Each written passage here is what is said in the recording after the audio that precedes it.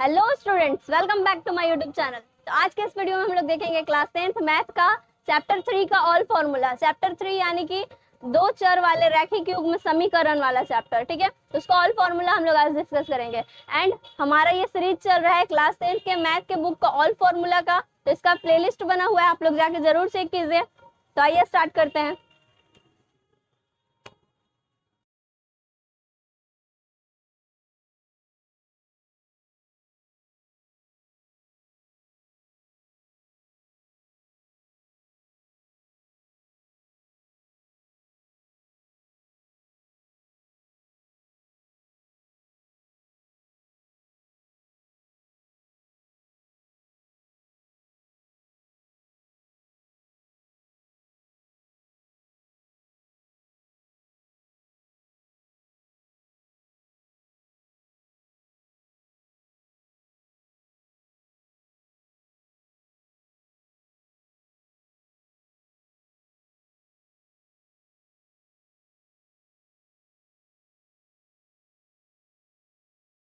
तो ये हमारा चैप्टर 3 है। तो हम लोग इसका फॉर्म देख लेते हैं कि इसमें क्वेश्चन का फॉर्म किस तरह से होता है। ठीक है,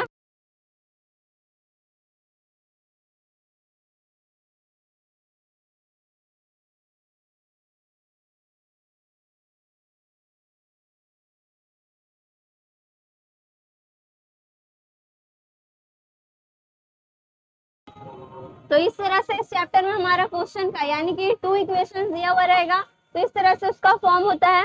अब एनसीईआरटी में पेज नंबर 51 में एक टेबल दिया हुआ है हमारा। कौन सा में? Class 10th NCERT. तो क्लास 10th का तो चल रहा है।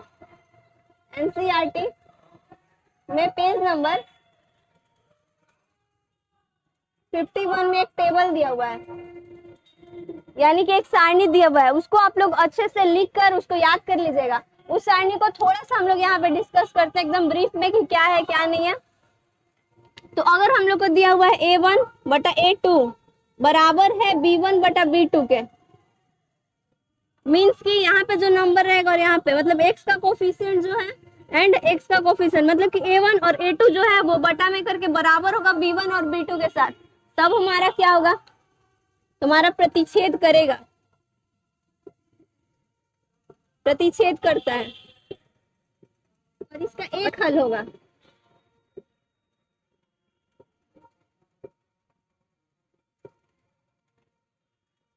ठीक, सेकेंड फॉर्म हमारा, अगर ये फर्स्ट, इस टेबल को हम लोग डिस्कस कर रहे हैं, ऐसे आप लोग को ये टेबल एनसीईआरटी की बुक में जाकर एक बार चेकआउट जरूर करना है। दूसरा मतलब कि इसमें अगर A1 बटा A2 बराबर है B1 बटा B2 के और बराबर है C1 बटा C2 के, ठीक है, ये वाला मतलब x का कोफिशिएंट, y का कोफिशिएंट एंड जो हमारा कांस्टेंट टर्म है दोनों इक्वेशन में। ठीक, तो अगर ये बराबर होगा तो इसमें हो जाएगा हमारा ये संपाती है, मतलब कि जो भी इक्वेशन हमारा बनेगा और जो भी इससे हमारा ग्राफ बनेगा, ये एक्चुअली हम लोग ग्राफ को डिस्कस कर रहे हैं। दो इक्वेशन को सॉल्व करेंगे तो आप लोगों को ग्राफ सॉल्व करने आना चाहिए। तो जब भी दो इक्वेशन को सॉल्व करेंगे तो जो हमारा ग्राफ बनेगा, तो अगर ग्राफ नहीं बनाए हम लोग और ऐसे ही हम लोग को बताना है, मान लीजिए ऑब्जेक्टिव में देता है या 2 मार्क्स में देता है, और ऐसे ही हम लोग को बताना है कि बताइए जो इसका ग्राफ बनेगा वो प्रतिच्छेद करता है कि समपाती है कि समांतर है, तीसरा कंडीशन समांतर का आएगा, तो आप लोग कैसे बताइएगा? तो ये चेकआउट कर लेंगे इससे हम लोग। ठीक है, इक्वेशन 2 दिया हुआ है तो बस ये रखेंगे, अगर बराबर आएगा तो जो हमारा ग्राफ बनेगा वो प्रतिच्छेद करेगा, यानी कि उसका एक हल होगा ग्राफ का। ठीक है, और दूसरा कंडीशन, अगर ये तीनों एक दूसरे के रेशियो में रखने पे यानी कि अनुपात में रखने पे अगर ये तीनों बराबर आता है तो समपाती होगा और इसका अनेक हल होगा।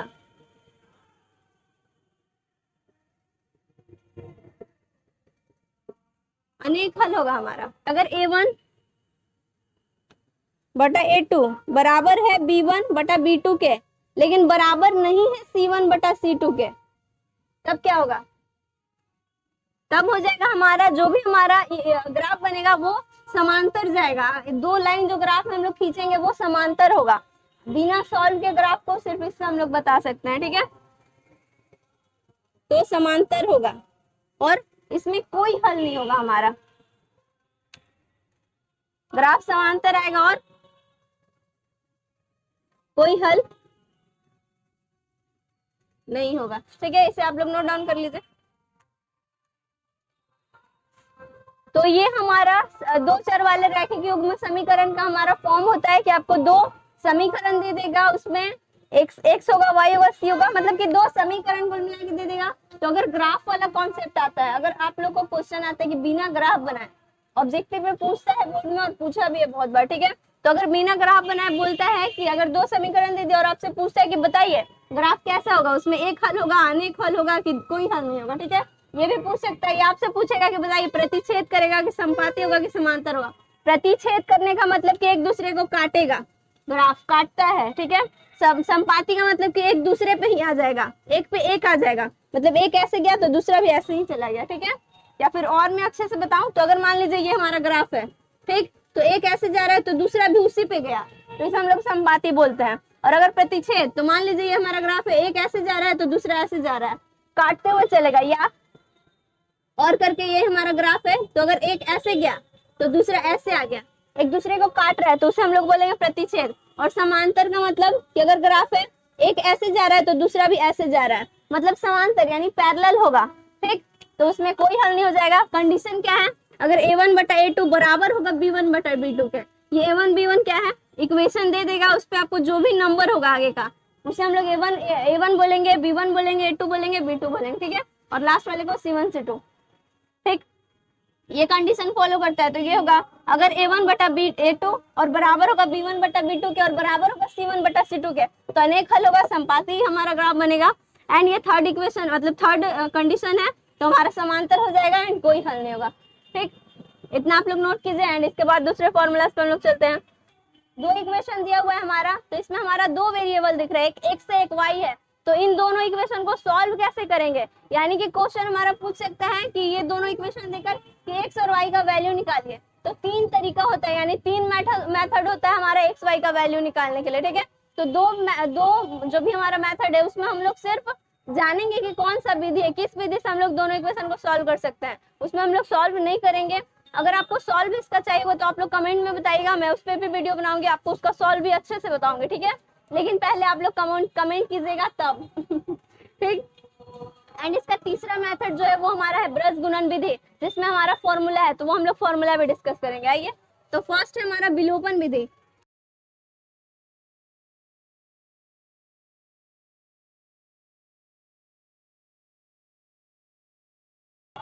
विलोपन विधि से भी हम लोग एक्स और वाई का फाइंड कर सकते हैं वैल्यू।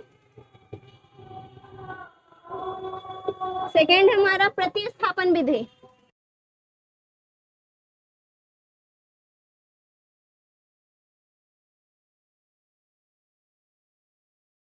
इससे भी हम लोग एक्स एंड वाई का वैल्यू फाइंड कर सकते हैं। थर्ड है हमारा ब्रज गुणन विधि, जो कि बहुत ज्यादा इंपॉर्टेंट है।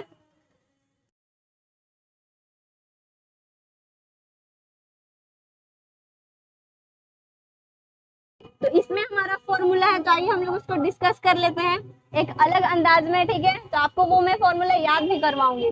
ब्रज गुणन विधि का फॉर्मूला क्या कहता है, आप लोग को ये याद रखना है, ठीक है, आप लोग को ए बी सी और ABCD याद रखना है, ठीक है।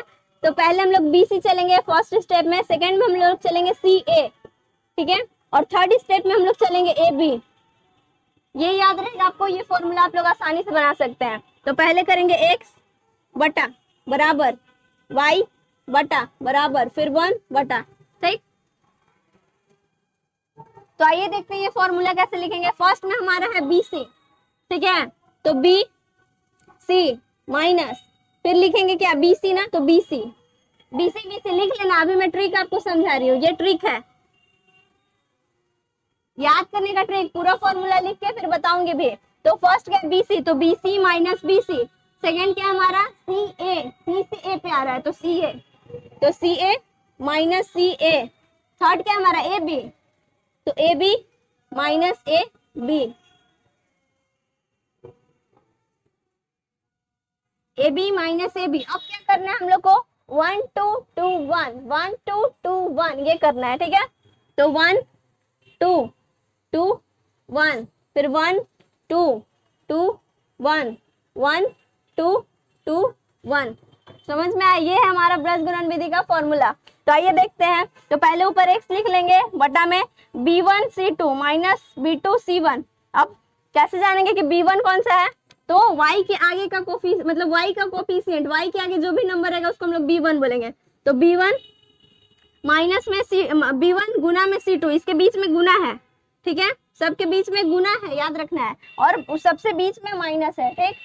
तो b1 गुना c2 फिर माइनस फिर b2 फिर गुना c1, ठीक है, बराबर y की जगह पे c1 फिर y बटा c1 गुना में a2 फिर माइनस c2 गुना में a1, ठीक है, फिर बराबर 1 बटा, अब a1 तो a1 गुना में b2 फिर माइनस, तो फिर a2 फिर गुना में b1। तो ये हमारा ब्रज गुणन विधि का फॉर्मूला है जिसे हम लोग ट्रिक से याद किए हैं।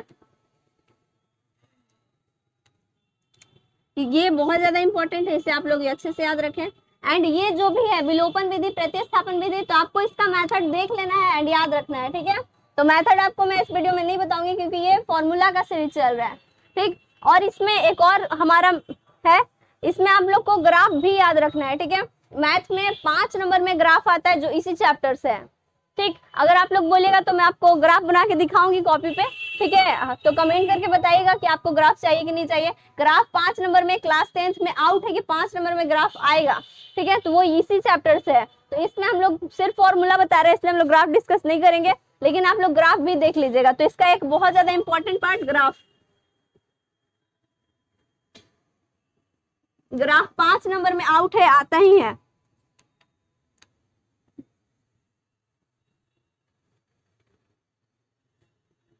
इसे आप लोग अच्छे से नोट डाउन कर लीजिए।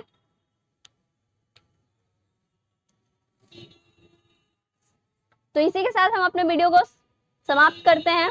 अगर आपको ये वीडियो, ये हमारा सीरीज अच्छा लग रहा होगा तो हमारे चैनल को लाइक कीजिए, शेयर कीजिए, सब्सक्राइब कर दीजिए एंड कमेंट में जरूर बताइएगा कि आपको ये वीडियो कैसा लगा।